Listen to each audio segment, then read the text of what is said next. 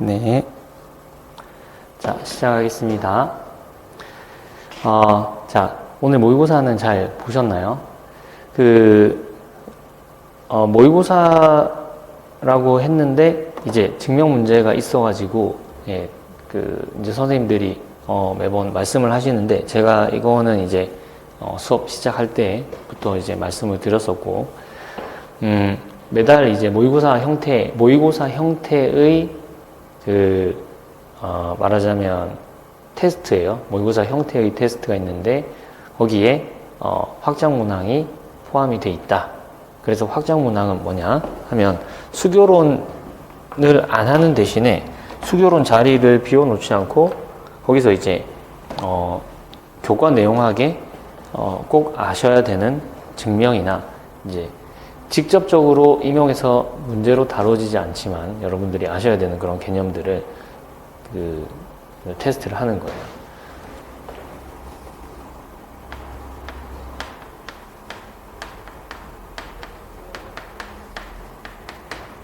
보통 이제 수교론 자리에 들어가죠. A 1번, 그 다음에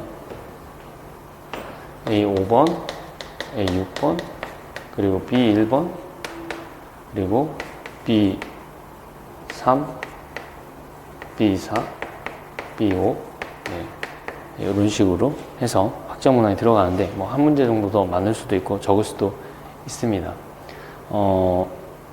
이게 이제 모의고사 형식하고 다르다 이렇게 생각을 하실 수도 있어요. 물론 그렇긴 한데 실전 모의고사 문제를 지금 할 수가 없죠. 왜냐하면은 이론 수업이기 때문에 우리가 나간 진도가 있고 다른 과목이 있습니다. 그쵸? 그래서 우리가 1월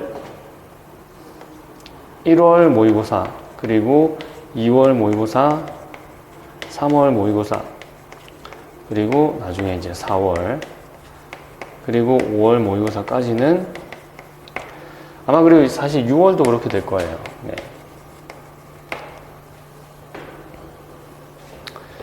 그래서 1월 모의고사부터 6월 모의고사까지는 일단은 여기까지는 사실 실전 모의고사하고는 좀 다른 문제들을 많이 다룰 수밖에 없어요.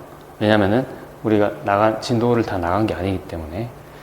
그리고 요 4월 모의고사 때 만약에 진도가 마무리돼 있으면 4월 모의고사부터가 아마 실전 모의고사하고 비슷한 문제들이 많을 거예요. 오늘 보신 2월 모의고사 같은 경우에는 실전 모의고사 문제라고 한다면은 아마 마지막에 A형 마지막 그리고 B형 마지막 쪽에 있는 문제들 한두 문제 정도가 해당이 될 거예요. 그래서 그런 식으로 방식으로 이거 모의고사를 이해를 하셔야 돼요. 그래서 근데 모의고사인데 실전 문제랑 너무 다르다. 이렇게 생각을 하시면 굉장히 좀 곤란합니다. 네.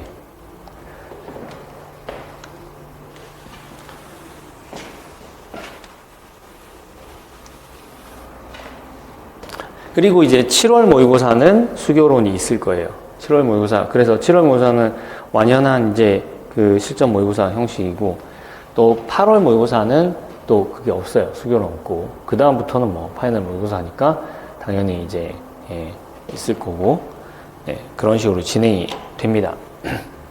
자, 1번 문제를 보겠습니다. 환에서 부분환과 아이디얼의 정의를 각각 쓰시오 라고 했습니다. 자, 그러면 어떻게 시작하는 게 좋을까요? R을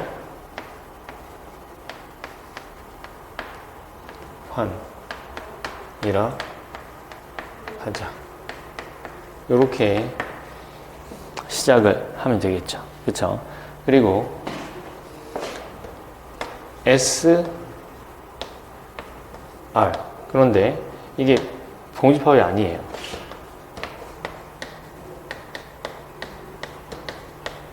이며 그리고 S가 R에서 계승한 연산으로 S가 R에서 계승한 연산에 닫혀 있으면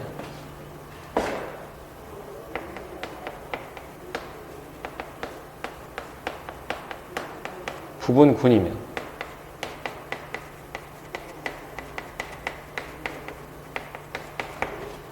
S를 우리가 부분환이라고 한다 거죠.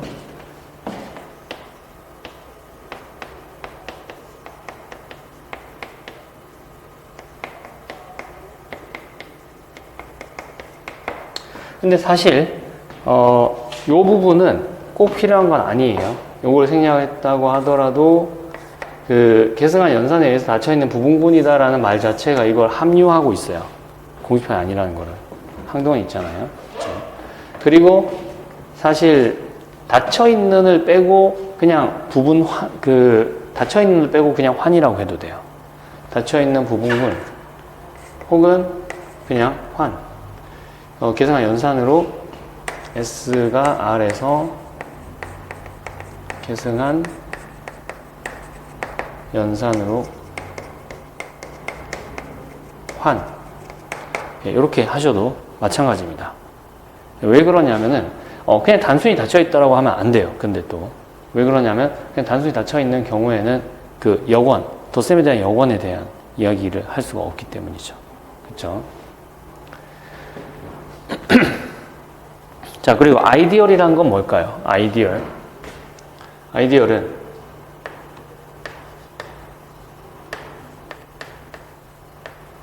아이디얼이라 하면 요거는 I가 R의 덧셈 부분군이고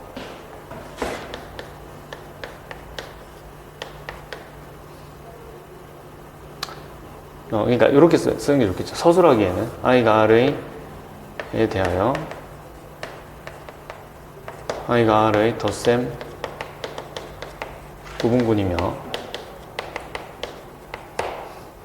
또한 임의의 R인 R에 대하여 Ri가 I에 포함되면 이면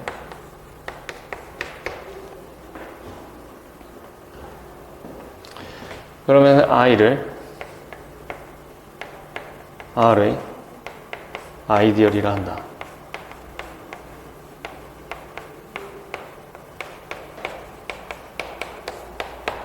네. 이렇게 얘기할 수 있겠어요.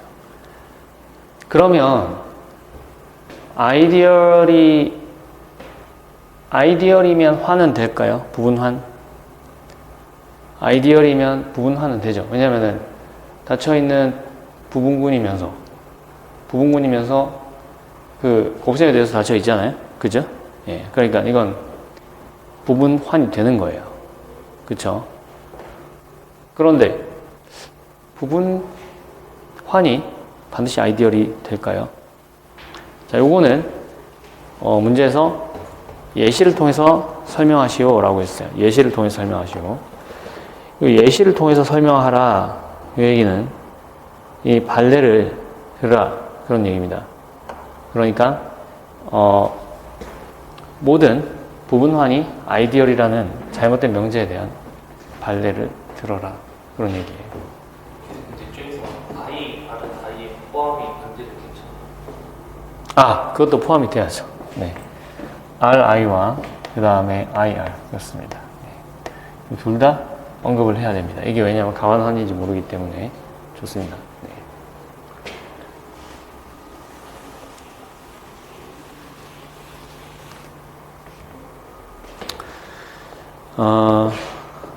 어떤 게 있을까요? 그러니까 부분환이 손쉽게 되면서도 절대로 거기에서는 가질 수 없는 그런 다른 이상한 속성을 가진 원소를 하나 곱하는 과정을 생각을 해볼 수가 있겠죠. 네. 그래서 예를 들자면은 이런 걸 생각해 볼 수 있습니다.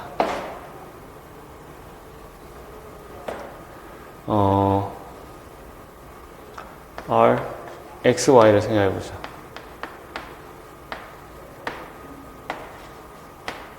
그래서 R, X는 부분환이나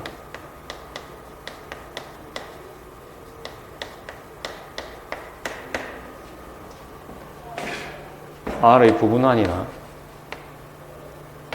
아이디얼은 아니다.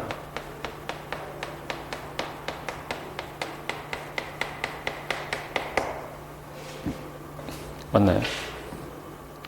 저게 뭐예요? RX. 어떤 부분이요? RX. RX, Y는 이거는 X하고 Y 두 개의 변수를 가지고 만들어진 다항식이에요. 다항식환이에요. R, X, Y는 자, 요거는 아주 수학적으로 정의를 하자면은 이제 그 이중 수열들로 정의를 해야 되겠지만 요거는 이렇게 보시면 됩니다. Rx, Y 이렇게 보시면 돼요. 그러니까 요걸 계수로 하는 Y 다항식들의 집합인데 결국 그거는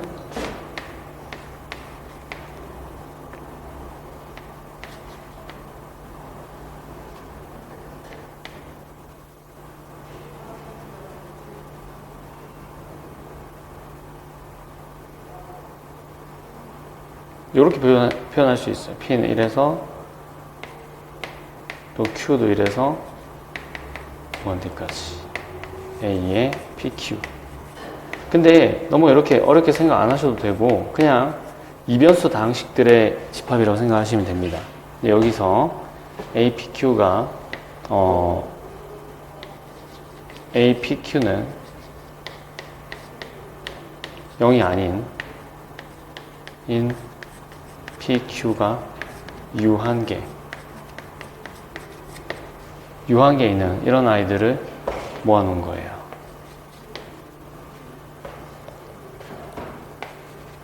네. Y예요. 네. YQ제곱. 이해가세요? 네. 그러면 당연히 얘는 이제 부분환이 되죠. 부분환이지만, 여기다가 Y를 곱하면 전혀 여기에는 있을 수가 없는 그런 원소들이 생기죠. 그렇죠? 네. 그래서 이게 발레가 되겠습니다. 물론 우리가, 그래도 좀 한번 생각을 해봐야 될 거는 이게 진짜로 얘가 이제 부분 집합이냐, 예, 그 부분은 좀 생각을 해봐야 될 필요는 있어요. 왜냐하면 이거는 약간 애매한 부분이 있습니다. 하지만 현대대수학에서는 이런 경우에 얘를 부분환이라고 얘기를 해요. 자, 그거는 이제 어떤 센스에서 그러냐면 현대대수학에서 동형이라는 게 굉장히 제가 중요하다고 늘 강조를 들었어요. 일단은 이게 왜 부분집합이, 이게 집합적으로 부분집합이 안 된다면 도대체 왜 안 되는 걸까요? 그거는 우리가 다항식을 정의를 했던 방식이 있어요. 원래 이 다항식이라는 거는, 다항식환이라는 거는 R에 대한 수열로 정의한 거예요. 수열. 네. 그러면 얘는 지금 뭐냐면 R에 대한 수열들의 수열인 거죠. 그러니까 수열들의 수열이니까 수열은 그 안에 원소가 될 수가 없어요. 원래 될 수 없어요. 네. 그런데 그래도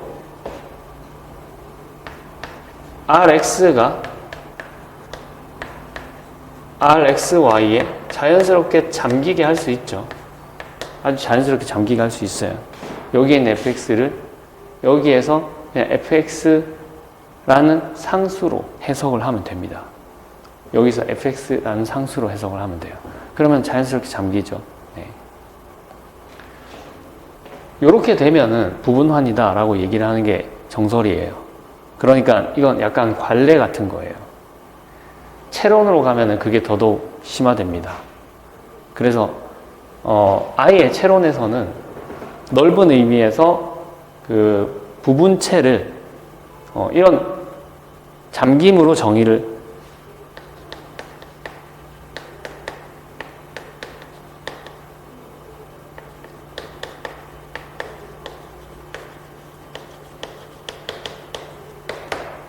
하기도 합니다.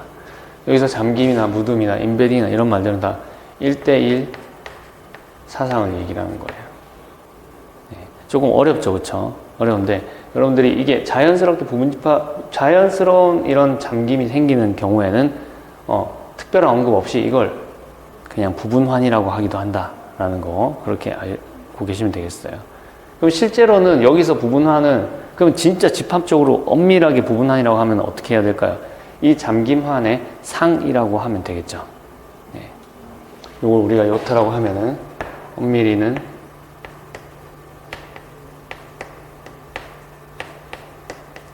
부분환 Rx라 하면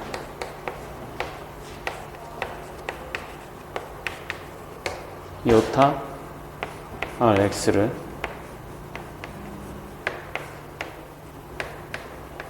말하는 거임. 네.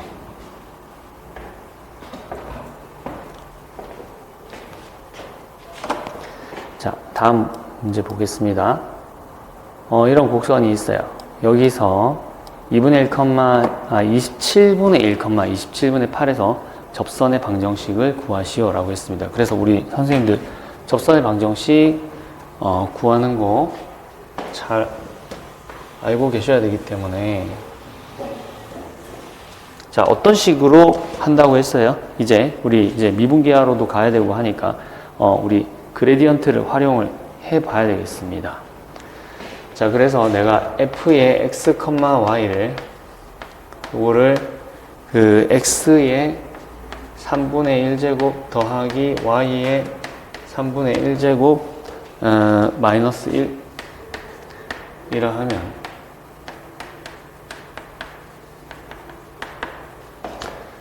나블라 f x, y. 자, 이걸 읽을 때 나블라라고 읽으면 됩니다.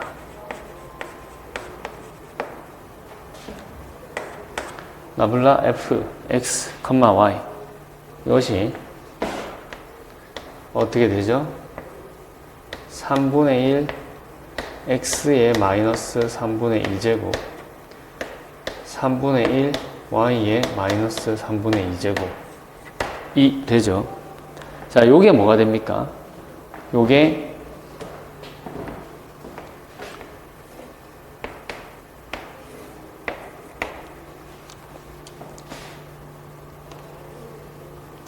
곡선에 대한 접선의 법선 벡터가 됩니다.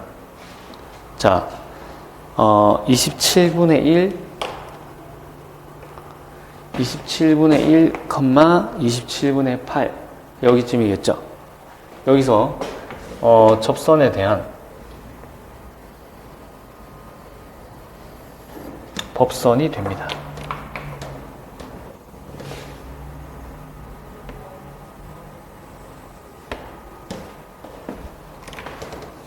그렇죠. 예.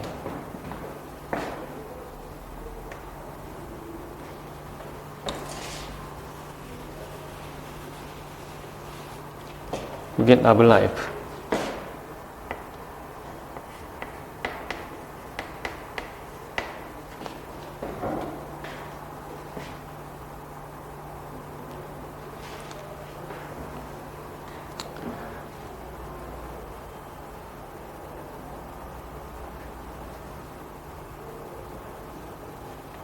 자, 그러면 이제 나블라 F에 어디서 값을 구하자? 27분의 1, 27분의 8 여기서 값을 구하자.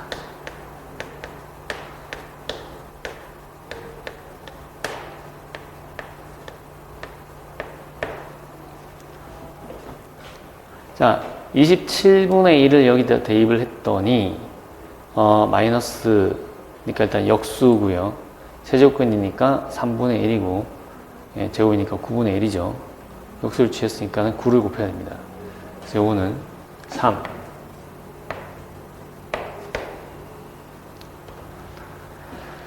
여기는 세제곱근을 해주면 3분의 2 제곱을 해주니까 9분의 4 그러면 4분의 9 4분의 9를 곱해야 되겠군요.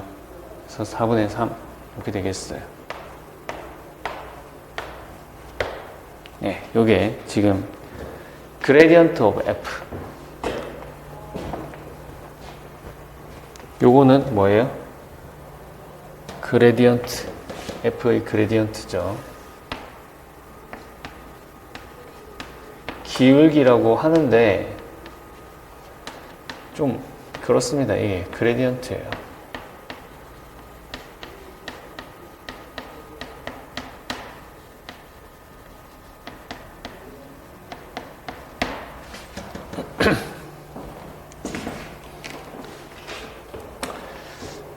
자, 그러면 접선의 방정식은 어떻게 됩니까? 요걸 법벡터로 가지는 거니까 3의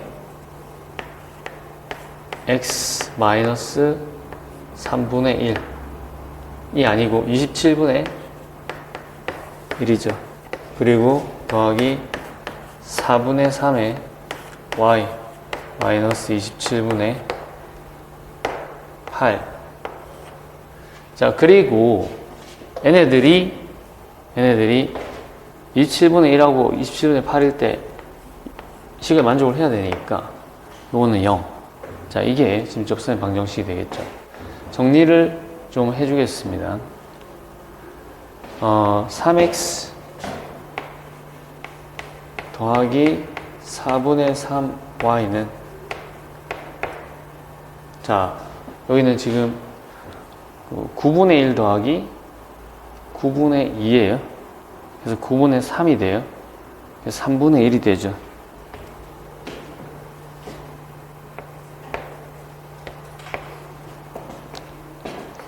요게 접선의 방정식이다. 네. 그 다음 C와 X축, Y축으로 둘러싸인 부분의 넓이를 구하세요 라고 했는데,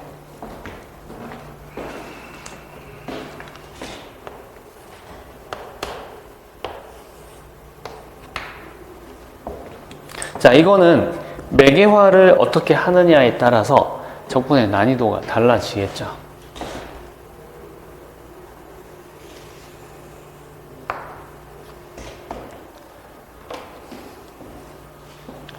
그래서 보통 이런 경우에는 그 코사인 사인을 많이 이용을 합니다. 그래서 x의 3분의 1제곱이 코사인 제곱, x의 3분의 1제곱이 요게 코사인 제곱이 되도록 해주면은 x는 코사인 6제곱이 되겠죠. 자, x는, 그래서 이 점을 우리가 코사인 6제곱 세타, 사인의 6제곱 세타 이렇게 해줄 수 있겠어요. 네.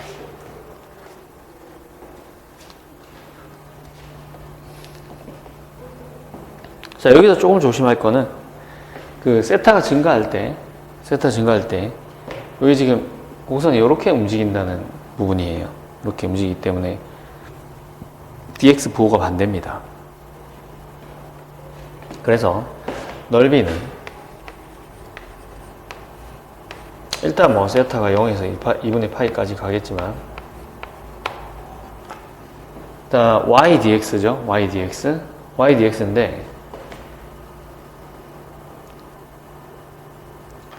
dx인데 이게 dx d세타잖아요. 그래서 y에 dx d세타잖아요. 여기서 여기 절대값을 붙여줘야 돼요. 절대값. 네.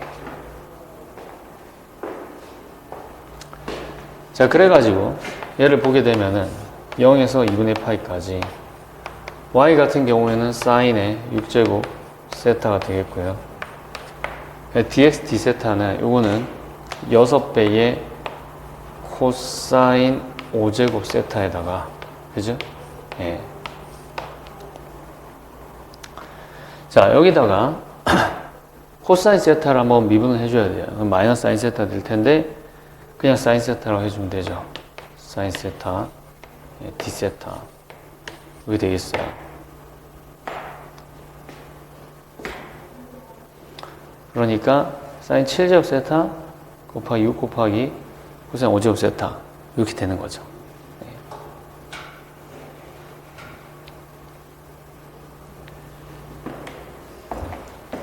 요거를 이제 삼각함수의 거듭 제곱의 적분으로 바꾼 다음에 그 다음에 우리의 점화식을 이용해서 해결을 해 보겠습니다.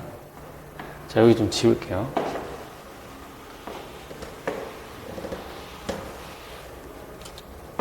자, 이걸 우리가 i라고 해볼게요.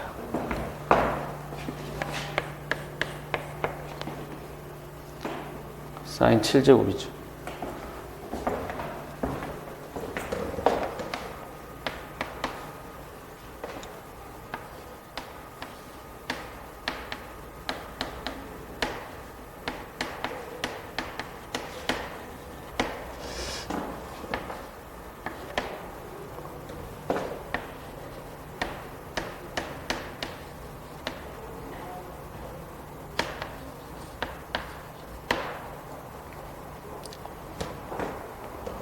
자,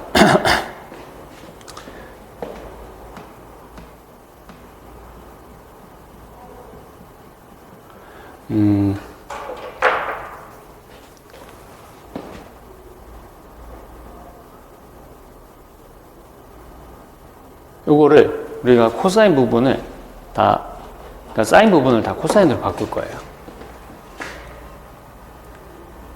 아니다. 코사인을 다 사인으로 바꿀 겁니다.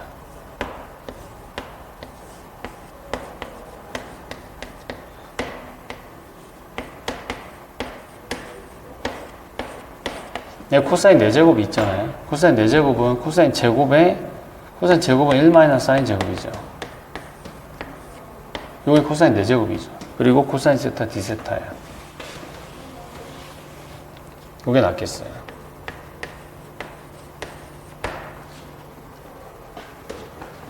그쵸? 그 다음에 사인 세타를 치환하겠어요. 사인 세타를 우리 S로 치환합시다.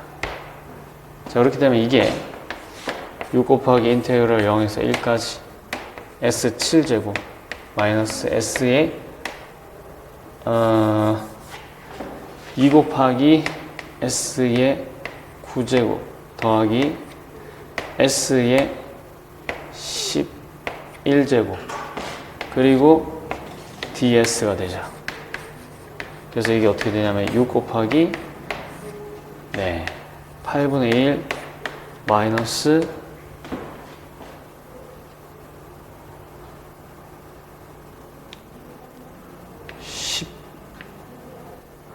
10분의 2니까 5분의 1 플러스 12분의 1 이렇게 되겠어요. 그쵸? 요거를 계산하시면 되겠어요. 이게 248, 236 마이너스 계산을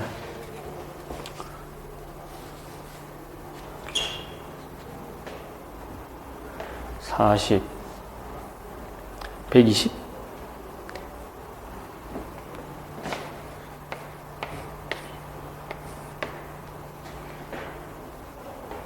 120이 8의 배수 맞죠? 8 1은 8 8, 5, 40 그 다음에 5 20 5, 4, 20 6, 22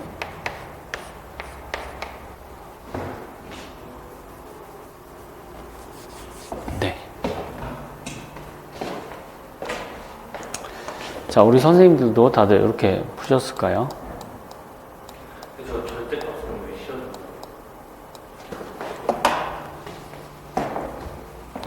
여기요?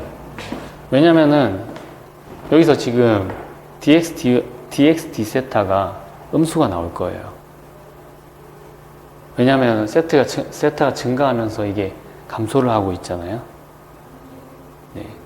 그래서 절대값을 씌워준 거예요. 일반적으로 하자면은 이게 조금 약간 이게 왜냐면 매개화를 해서 넓이를 구한다는 게 어떤 측면들이 있냐면 좀 뭐 이런 부분에 대해서 해석을 하기가 좀 애매한 부분이 있죠. 그쵸? 그래서 우리가 넓이에 대한 거를 그냥 뭐 요 dx, d세타에 대한 고민 없이 그냥 쓰겠다. 그러면은 그린 정리를 떠올려야 돼요. 그린 정리. 그린 정리를 떠올리면은 그러면 이제 요 곡선에 대해서 우리가 그린 정리를 적용을 하게 되면은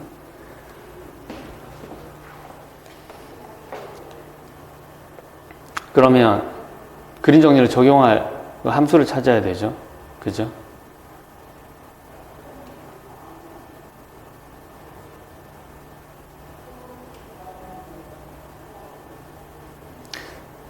아니, 그러니까 결론적으로 얘기를 해서 자, 원래 x는 0에서부터 x는 1까지 y dx였어요.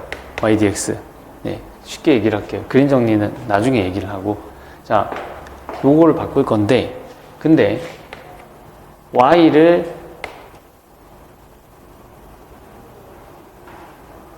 x를 뭘로 치환을 한 거다? x를 코사인 6제곱 세타로 치환을 한 거잖아요.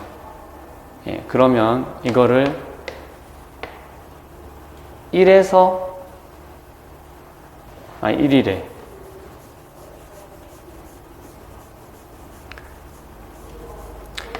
2분의 파이에서 0까지 y dx d세타잖아요. 예. 그래서 그럼 이걸 이제 제대로 바꾸면은 0에서 2분의 파이까지 y 곱하기 마이너스 dx d세타 이렇게 되잖아요. 그쵸? 예. 이렇게 되는데 근데 이 부호를 고민하기가 싫은 거예요.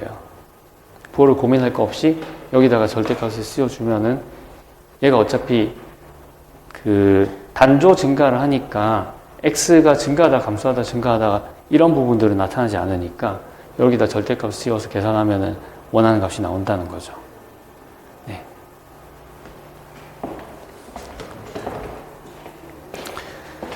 자.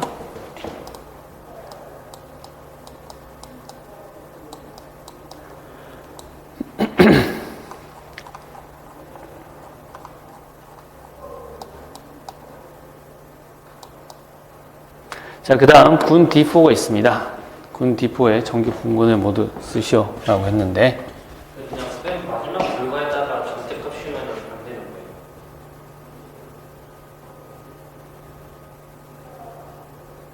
일단은 우리가 그 생각을 좀 해야 되니까 여기서는 일단 이렇게 하는 게 간편하죠. 그쵸? 네.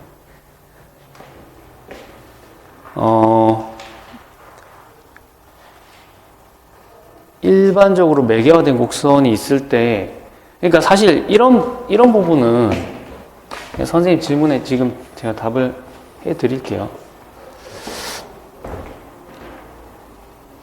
x가 세타에 따라서 다른 이제 매개화시킨 세타에 따라서 이게 단조 증가하는 이런 경우는 뭐 특별히 고민할 게 없어요. 뭐 다 계산한 다음에 절대값 씌워도 되죠. 네. 근데 뭐 예를 들어서 곡선이 이런 식으로 된다. 그러면은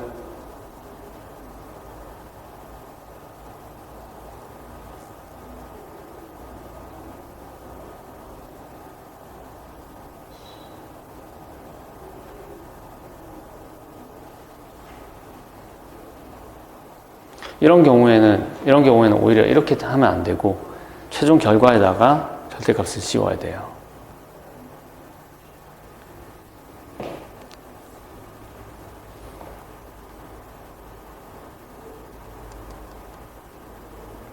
이걸 매개화를 했어요. 매개화를 한 다음에 우리가 그 구간에 대해서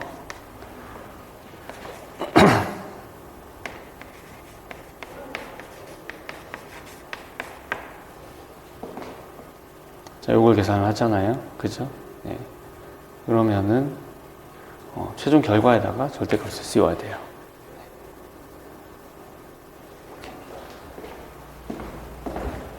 그, 답이 됐나요? 그러니까 왜 그런 건지를 모르겠어요. 그러니까 왜 그러냐면, 어쩔 때 전체 다 씌우는 일단 여기는 우리가 이런 뭐 그러니까 그런 생각을 할 필요 없이 여기서는 x가 단조 증가를 하니까 이 과정을 생각을 해보면은 그냥 여기다가 절대값 씌워서 계산하면 되는 거죠. 되게 단순한 얘기예요. 이 경우는 우리가 요걸 계산한 거잖아요. 인테그럴 y에서 y dx 이게 0에서 1까지 y dx 요걸 계산한 거잖아요. 예. 이걸 염두에 두고 적분식을 만든 거기 때문에 그냥 단순히 여기다가 절대값 씌우면 되는 거예요. 씌우고 안 씌우고 무슨 차이가 있나요? 이게 음수였으니까. x가 세타로 감소하니까 그러니까 절대값을 씌운 거예요. 이게 음수가 나오니까.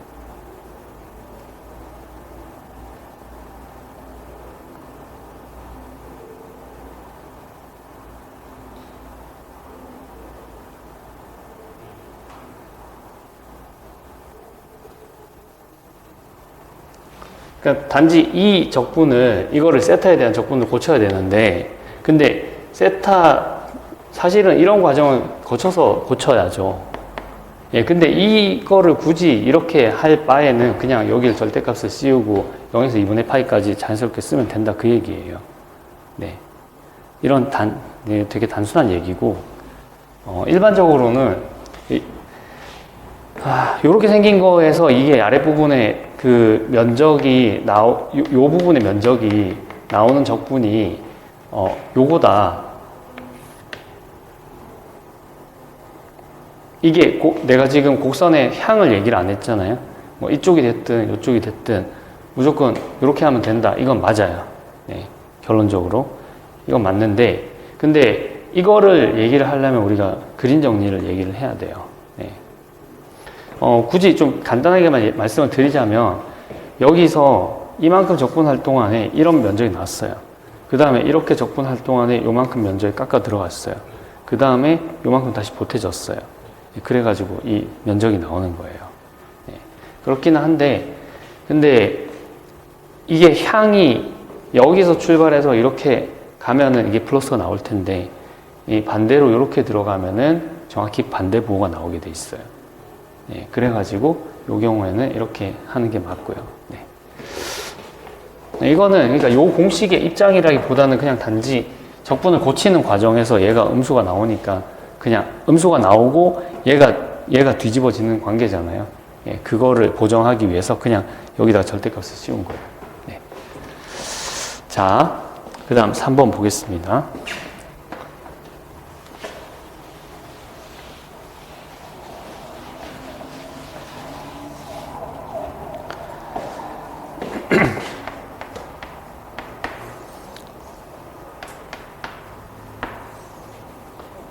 자, 시그마 타우로 생성이 되는데 여기는 시그마 4제곱은 타우 제곱은 시그마 타우 제곱은 항등원이다.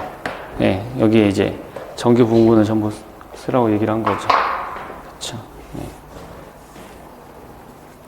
자, 여기 일단 원소가 몇 개 있을까요? 원소 8개 있죠. 그죠? 네.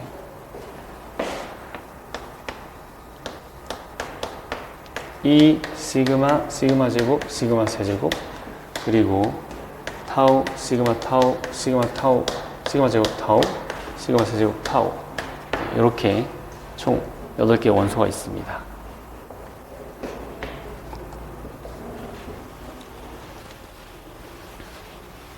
우선 그 위수가 4짜리 부분은 다 정규 부분이 되겠죠. 그래서 위수 4짜리 위수 4인 거는 다 정규 부분이니까 얘가 만약에 시그마를 포함하면 어떻게 되겠어요? 시그마를 포함하면 시그마로 생성된 게 이게 위수 4짜리가 되겠죠. 그렇죠? 자, 그 다음 만약에 그 시그마 제곱을 가지고 있다. 시그마 제곱을 가지고 있다면 위수가 4가 되려면은 여기 있는 원소 중에 적어도 하나가 있어야 될 거예요. 그렇죠? 그럼 만약에 우리가 시그마 제곱하고 타우로 생성된 이런 부분을 한번 생각을 해볼까요? 시그마 제곱하고 타우로 생성된 부분에는 E가 있고요. 시그마 제곱이 있고, 그리고 타우가 있고, 시그마 제곱 타우가 있어요.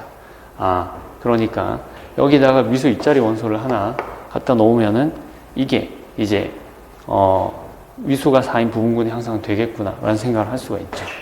그래서 시그마 제곱에 시그마 타우를 놓고 생각을 해보면은 이 경우에는 자, 항등원이 있고 시그마 제곱이 있고 그리고 시그마 타우가 있고 또 둘이 연산을 하면 어떻게 돼요? 시그마 세제곱 타우죠. 시그마 세제곱 타우가 있어요. 다른 원소는 없죠. 예를 들어서 뭐 시그마 타우랑 시그마 제곱을 연산을 한다. 근데 이 경우에는 얘가 건너가면은 시그마 세제곱이 되면서 얘가 넘어가면은 그 시그마 제곱이 되면서 시그마 세제곱 타워가 같아지죠. 자, 그래서 이것도 지금 위수가 4인 부분군, 그리고 마찬가지로 얘도 위수가 4인 부분군이 되겠습니다. 저기 시그마 세제곱 타워가 잠시만요.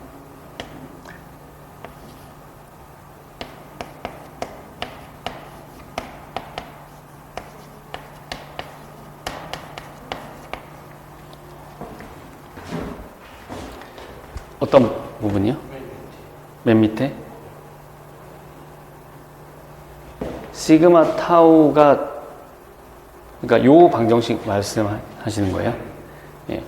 시그마 타우가 시그마 타우 시그마 세제곱인데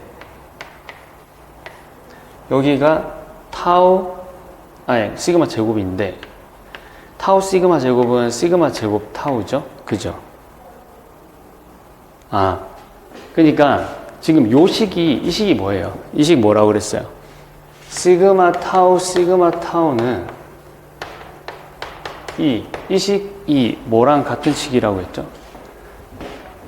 이거는 시그마 타우는 타우 시그마 세제곱 하고도 같고요.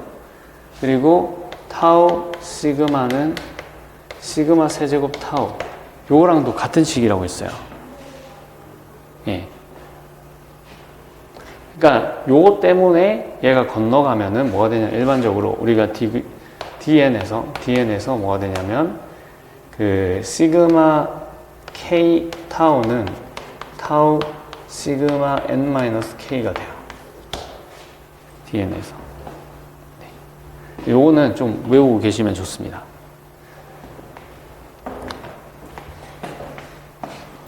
자, 그래서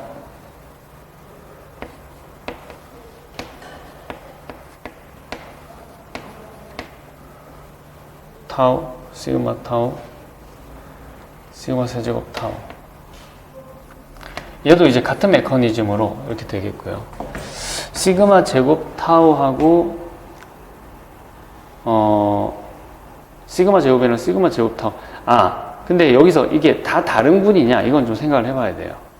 왜냐하면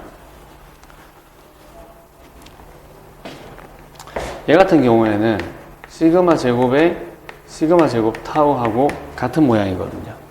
그러니까 얘도 한번 생각을 해볼게요.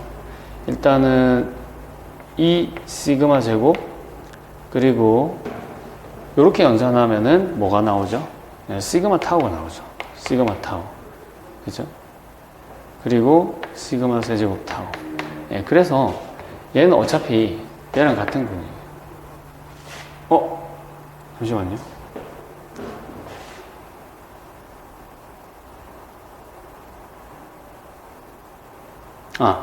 얘는 어차피 얘랑 같은 군이에요. 네. 그래서 요거는 위수 4인 거는 일단 3개 있어요.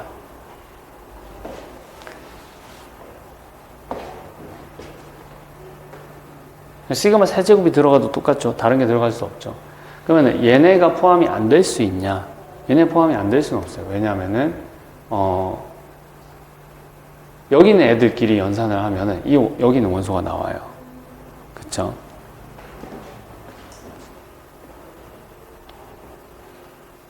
자, 그 다음 위수 2인 거 보겠습니다. 위수 4인 거 했으니까 위수 2인 거 보면 되죠. 근데 위수 2인 거는 위수 2인 거는 정확히 위수 2인 원소로 생성되는 애들이에요. 예. 그렇기 때문에 되게 간단하죠.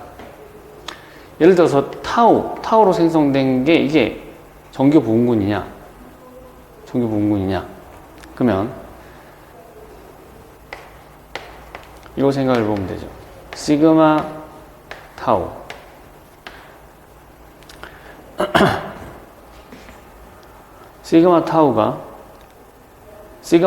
시그마 인버스 세제곱이죠. 네, 여기서 원소를 꺼내 볼게요. 시그마 타우 시그마 세제곱. 그걸 보면은 자, 시그마가 건너갑니다. 그러면은 타우에 시그마 세제곱이 되죠. 세제곱이 되니까 이건 시그마 제곱이 돼요. 얘는 여기 안 들어가잖아요. 그쵸? 예, 그래서 정규 분군이 아니에요.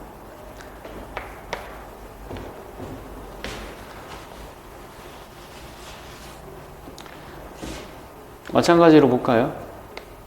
시그마 타우도 볼까요? 그럼 시그마의 시그마 타우 시그마 세제곱 이걸 보게 되면은 그러면 자, 얘를 넘기면은 시그마 세제곱 타우가 되죠. 네, 역시 안 됩니다. 그렇죠?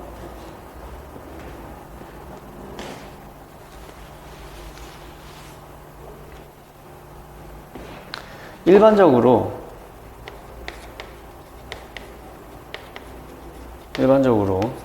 시그마 k 제곱 타우 그걸 생각해 봤을 때 시그마 k 제곱의 타우 여기다가 시그마 세제곱을 가해주면 되면은 얘가 넘어가면 시그마가 되면서 시그마 k 시그마 타우가 되죠. 그쵸?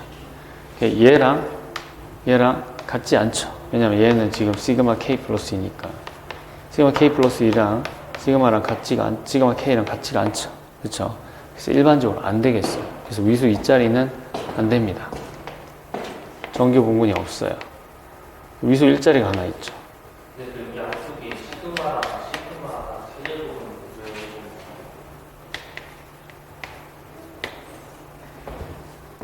정규 부분군의 정의가 뭐였죠? 정규 부분군의 정의가 자, 지금 질문이 여기다가 왜 시그마랑 시그마 세제곱을 가해 주느냐 그거잖아요. 정규 부분군의 정의가 뭐였어요? 정규 부분군의 정의는 여러 가지가 있었는데 그 중에서 하나는 G 인버스가 뭐다? H의 부분 집합이 돼야 된다라는 게 있었죠. 사실은 뭐랬어요? 사실은 이거 같은 거라고 했죠. 같은 건데 근데 우리가 체크는 뭐만 하면 된다? 이게 되는지 보면 된다. 이게 한 번이라도 안 되면 안 되는 거예요. 네. 그런데 여기는 지금 원소 어차피 하나 있으니까 그 하나에다가 시그마랑 시그마 인버스 양쪽에 해줘가지고 나온 게 항등원이 아니면 이거 자기 자신이 나와야 되잖아요. 네. 그래서 이렇게 해주는 겁니다. 오케이.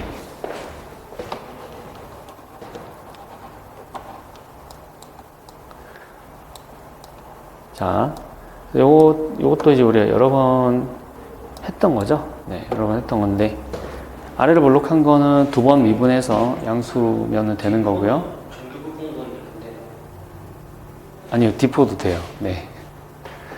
하나 제가 빠뜨렸어요.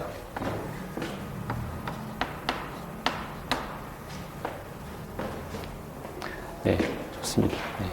자, 그 다음, 여기서부터 이제 할 건데, 잠깐 쉬었다 진행하겠습니다.